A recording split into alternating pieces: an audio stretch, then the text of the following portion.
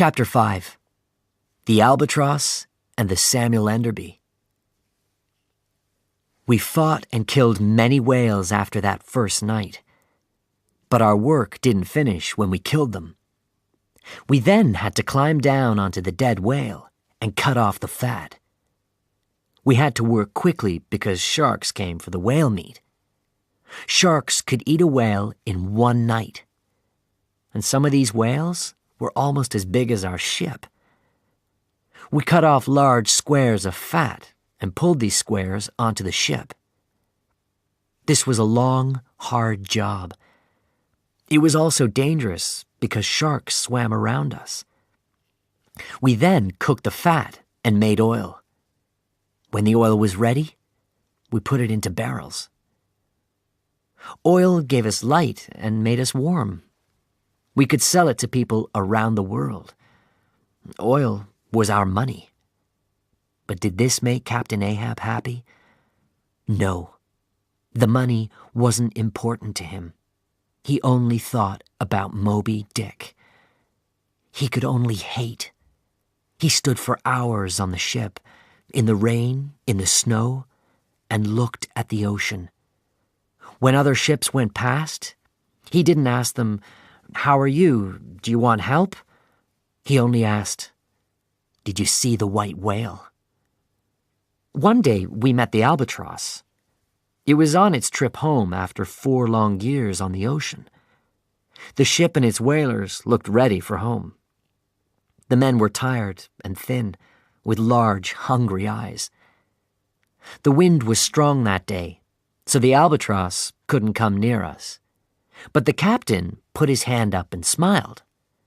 Captain Ahab shouted from the Pequod, "Did you see the white whale?" The captain shouted his answer, but the wind carried his words away. Captain Ahab put his hand behind his ear, but he couldn't hear the captain. "This wind!" he shouted. "Listen, tell people at home, we're sailing around the world. We'll bring back the teeth of the devil whale." Starbuck stood and watched Captain Ahab. "Is he forgetting his wife and child at home?" he said to me. "Wife and child?" I asked. Did Captain Ahab really have a family? "Oh, yes. His family is waiting for him," said Starbuck. "And my family is waiting for me. Every day my wife, Mary, takes our son to the beach.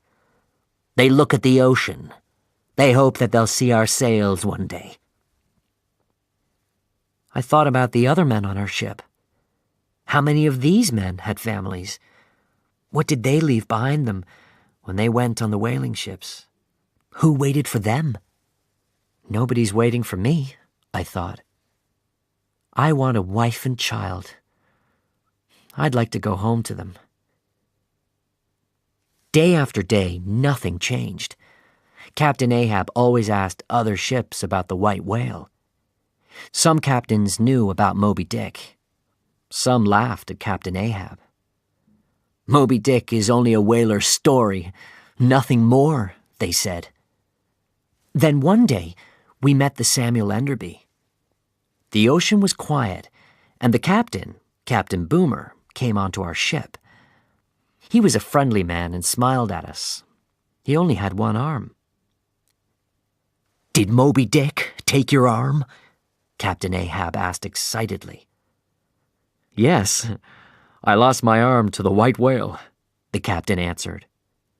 Captain Ahab's face lit up. He was happy. "Come with me. The white devil will pay for your arm and my leg," he shouted happily. "Oh, no, I can't do that," the captain answered. "One arm is better than no arms or legs. I want my life.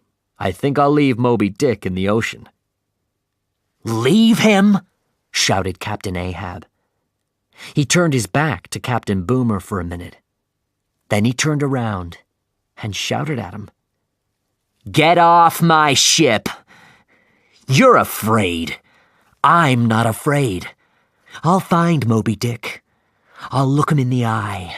I'll kill him." The smile left Captain Boomer's face. "I hope, for you and for your men, that you never find Moby Dick." And without another word, he left our ship.